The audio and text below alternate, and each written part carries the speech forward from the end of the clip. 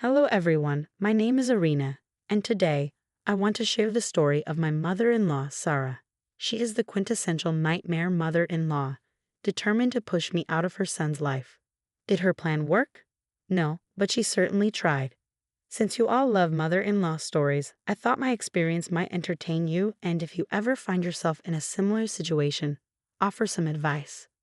David, my now husband, and I dated for 4 long years. We met through a mutual friend, and the rest is history. He is a wonderful and handsome man. I was surprised to find him single and soon understood why after we started dating. He gave me a small warning saying, "I want you to meet my mom, but I'm not sure how she'll react. It's not about you, Arena, or us. It's her. She doesn't like it when I bring a woman home." Seriously? But you're past 20. Why would she have a problem with that? I asked. Well, I grew up with my mom alone since my father left before I was born. She's fixated on me and gets jealous when another woman comes into my life, he explained. That small warning didn't prepare me for the reality. Sara was a mad woman, and I don't know how to put it politely. When David finally took me to meet her, she didn't talk to me or even look at me during the entire dinner. It was incredibly embarrassing and awkward.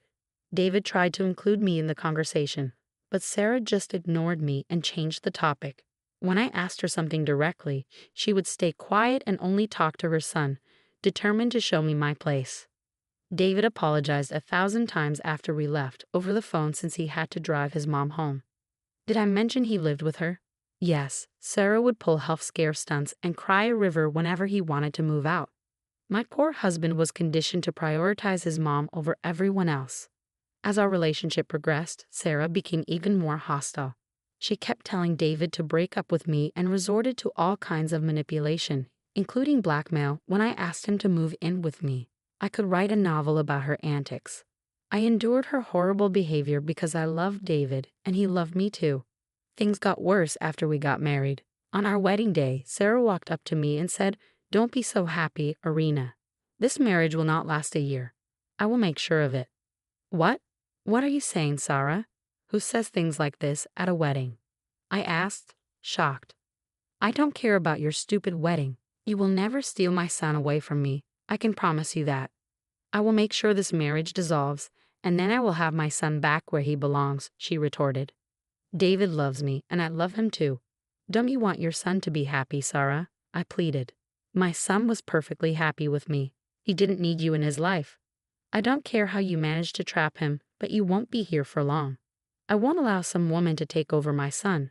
I am and will be the only woman in his life. I hope you remember that, she declared. Her words made me cry on my wedding day. As if that wasn't bad enough, she also cut up my wedding veil and threw out my flower bouquet. It was a disaster, but David and I still got married. He tried to get his mom to apologize, but that apology never came. What was worse was that we had to live in Sara's house after the wedding. On our wedding night, I cried to David. I can't do this, David. I love you and really want this marriage to work, but I can't stay here. I can't have Sara in our lives. I'm so sorry for my mother's mistakes, Arena. You know I'm the only one she has. I cannot cut her off. Please understand my situation, he begged. Sara will make my life hell in her house. Can't you see that? I will be miserable here. I already am, I said. I promise I will figure out something about the living arrangements. I won't let you suffer for long. Please just give me some time, David assured me. David kept his promise. Within 3 months, he accepted a job opportunity in another country. The pay was exceptionally good, and he decided to take it. Sara wasn't happy and threw some major tantrums, but she calmed down when David said she could come and visit. He flew out soon, while I was set to join him a month later. Thankfully, during that month, Sara ignored me a lot. She never talked to me and kept to herself. I thought maybe I could have a quiet month before leaving for good and worry about Sara coming later. Fate had other plans. Just a few days before my flight to join my husband, I had a strange feeling when I saw Sara sneak into my room. She thought I wasn't there, but I was actually in my closet with the door half closed so she couldn't see me. Imagine my surprise when I saw Sara sneak into my room while I was quietly packing my stuff. I stayed silent and observed her. When I saw Sara reach for my bag of documents and take out my passport, I was immediately on alert. She took my passport and happily left the room. I came out of the closet, trying to make sense of what I had seen. I went to the living room and overheard my mother-in-law discussing her evil plan with a friend on the phone. I was shocked to learn what she intended to do with my passport. I quickly went to her room and saw my passport lying in a black pencil case. Something came over me, and I replaced my passport with hers. Then I went back into my room and called David. Your mother just tried to burn my passport, David. She came into my room and took it, thinking I wasn't there. I overheard her plan while she was telling a friend on the phone. Whoa, what are you saying, Harina? Mom tried to ruin your passport? This can't be true. Of God, it can't be true. It is true, David. I wish it wasn't. I have my passport safe with me, but I replaced it with hers. I wanted to give you a heads up about it. My mom can't do this, Harina. I'm sure she'll come back out. Why don't we find out? I will make sure I have proof. In the meantime, I knew David would have a hard time believing the truth. It was his mother after all.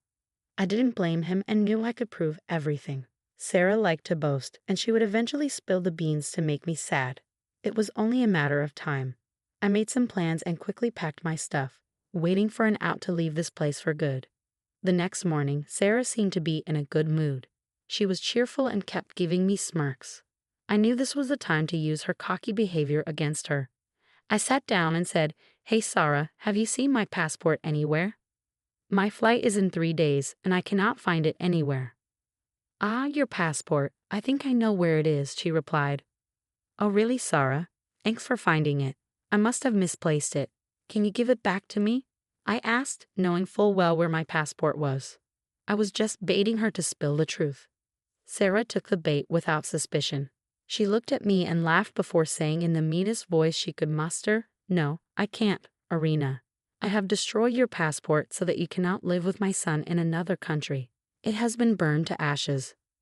Now you will be forced to stay here while I go and help my son build his life there. Things will be just like they were before you came into the picture." "Oh really, Sara? You think it would be that easy to remove me from my husband's life? Have you forgotten that I am not just his girlfriend anymore? I am his wife. Divorces happen to a lot of people, Arena. Not all marriages are meant to last a lifetime. It will be easy for me to get rid of you now. I will be around David a lot while you sit here, unable to do anything. In a few months, I will convince him to leave you, and then there will be nothing holding us back. I won't allow him to bring in worthless people to replace me again." The way Sara had planned this entire thing was disgusting and amusing at the same time. She was so hell-bent on being the only woman in her son's life that she was ready to do anything. All this time, she had been quiet because she was planning this whole thing. It was impressive how fast she could come up with a plan to destroy my marriage and her son's life. She was confident that her son would listen to her and divorce me straight away. I could see why she would think that, after all, they would be far away from me and I would rarely be able to visit. By the time I got my passport back, it would be too late. It was a brilliant plan, but there was a big flaw in it that she didn't consider. So I decided to enlighten her. "That's a nice plan you've got there, Sara. I'm very impressed, but it is not going to work. Sure, you did destroy a passport, but—" "Oh yes, you can always get a new one, but it will take months. I just need a little time to convince my son. After that, no passport will be able to help you." "Why would I need a new passport, Sara? My passport is perfectly capable of doing its job. But I don't think yours can anymore. So it looks like now you can't go live with your son." "Excuse me? What are you talking about?" "I have my passport and plane tickets ready. I will be leaving in a few days." "You can't do that if you don't have your passport with you, Sara. Meanwhile, I have my passport just fine," I said, pulling out my own passport and showing it to her. It was authentic and it was mine. I showed her my passport but didn't let her touch it. I wasn't going to be that stupid. I let her see it and watched as her face showed complete confusion. It was like she couldn't comprehend how my passport had come back from the grave and was in my hands. She looked shocked and said, "Wait a damn minute. How is that possible?" No, this must be fake. I destroyed your passport with my own hands. I made sure it was burned to ashes. This can't be real." "Unfortunately for you, Sara, my passport is in perfectly good condition. Not a single flame of fire has touched it, but I can't say the same for yours." "What are you talking about, Arena? My passport is also perfectly all right. Wait, I'll get it and show you." Sara went to her room to retrieve her passport. She left in haste and looked confident. But when she came back a few minutes later, she looked panicked and scared. What the hell, Irina? Where is my passport? Did you steal it? This is not funny, Irina. Give me my property back. You can't do this to me. I didn't take your passport, Sara, but I do know what happened to it. Tell me where my passport is. Tell me right now. You burned it with your own hands, Sara. Have you forgotten what happened last night? You took your passport out, put it in the fireplace, and watched it burn. You looked really happy back then. No, that can't be my passport. That's not possible. That can't be mine. I checked. Yes, you checked when you stole my passport and took it to burn, but in your haste, you forgot to check it one more time before throwing it into the fire. Thankfully, I knew what you were up to and quickly swapped my passport with yours. It was easy. You had it right beside mine. Sara looked like I had shot her in the chest. She clutched her chest and appeared about to have a panic attack, and I was in no mood to help her at all. She looked stricken with panic and fear, tears in her eyes, and didn't know what to do. You monster! How could you do this to me? Oh my God, how will I get to my son? Wow, Sara, it's okay for you to destroy my passport, but I'm a monster because I replace it with yours? That's rich coming from you. Also, I don't think you need to worry about joining your son anymore. What? What are you talking about? This is not over. I will get a new passport and tell my son what you have done. I will do everything in my power to make you pay for this. A replacement passport won't do you much good, Sara. I don't think your son will want you to come to his place anymore. David would like to say something on this matter. I picked up my phone and turned up the call volume. Sara thought I would confront her without having a witness. Well, that wasn't going to happen. So I called David and put him on speaker. I also made sure to tell him to mute the call while turning down the call volume so Sara wouldn't know someone was on the phone. It worked wonderfully. Sara went from looking angry to crying when she heard my husband say, "What the hell, Mom? What the hell did you try to do?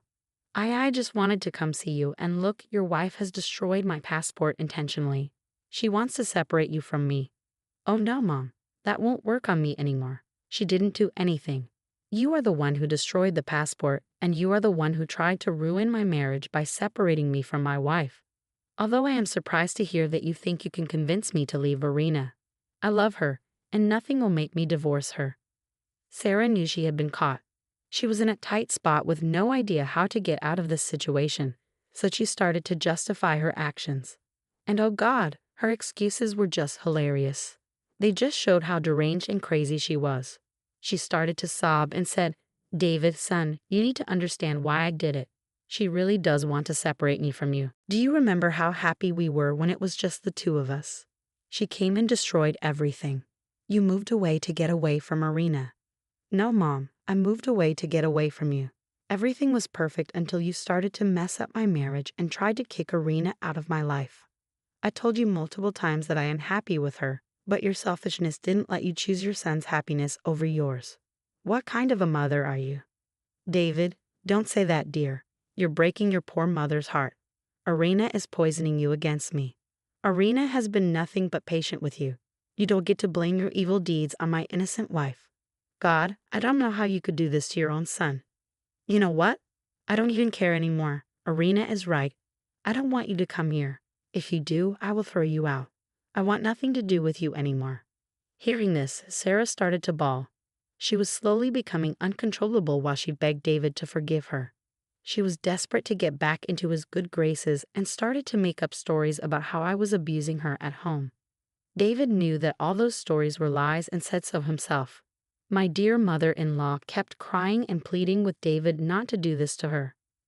Meanwhile, my friends arrived at the door, ready to move my packed stuff to their house. There was no way I would stay with Sara any longer. I would be gone that day itself. They started to haul my stuff into their trucks while Sara continued to bawl in front of the phone. Finally, David said, "Irina, do you have your stuff out of the house?" "Yes, I do, David. Don't worry, your mother will not be able to destroy anything of mine anymore." "Good. Now go with your friends and stay there till your flight. Leave Mom be and don't entertain her anymore. I'm hanging up. Call me when you are out of the house." Sara heard our interaction and started to panic again. She looked like the deranged woman she was. She said to David on the phone, "David, son, please don't do this. Don't abandon me here. Please forgive me. Stop, Mom. Just stop. I don't want to listen to you anymore. Lose my number, Mom. I don't want to see you or hear from you again. I will be blocking your number on all forms of communication. Arena will do the same, so don't try to harass her. David, please don't do that. I can't even reach you anymore. I can't clutch your feet and beg. Please don't shut me out. Let's talk this through. We have done plenty of talking before, Mom. Not anymore. You are an independent woman who can live without your son, and I am an independent man who can live without his mom. We don't need to be in touch anymore. Don't bother. David said that and ended the call. Sara panicked and ran to her own phone to try and call him. We took that opportunity to run for the hills. We all got into the truck and drove far, far away from Sara and her craziness. I called David on my way and he picked up instantly. I'm out of the house, David. I'm safe. Don't worry. Thank God. I'm so sorry, Arena. I never should have left you there. Even if Mom had destroyed your passport and come here first, her words wouldn't have swayed me. I wouldn't have divorced you. You know that, right? Yes, I know that, David. I trust you. Speaking of Sara, I take it that she is blowing up your phone. Yeah, she is. Don't worry, she's blocked, and I am going to inform everyone in the family about her latest deeds. Trust me, everyone will be on our side. Just be careful for the next few days and fly here as soon as possible. I flew down to David a few days later. My flight was exactly 3 days later, and I reached David the next day. I was careful not to go out much and enjoyed the peace and quiet at my friend's place. I couldn't take all my stuff to the new country, so I asked my mom to come and collect it. She would rent a U-Haul and take my stuff to her city. My friends were a big help and managed to keep Sara away from me until I left. Since then, David and I were able to settle and just fine, and we're thrilled to start our new life. It feels good to be close to my husband after being away for so long. Now, I'll tell you what happened to my dear mother-in-law after I left her alone. She kept trying to contact me and David, and we kept blocking every new number she bought. The extended family was already informed about her obnoxious behavior, and they all cut her off. I don't blame them. Who would want to keep in touch with a psycho like that anyway? Sara filed for a replacement passport and came to our country, but she doesn't know our address, so it was a waste of time. She did show up at David's workplace and was escorted out by security. She threw such a big tantrum that the cops were called, and she was promptly sent back to her country. She won't ever get a visa here again, so we will be free from Sara.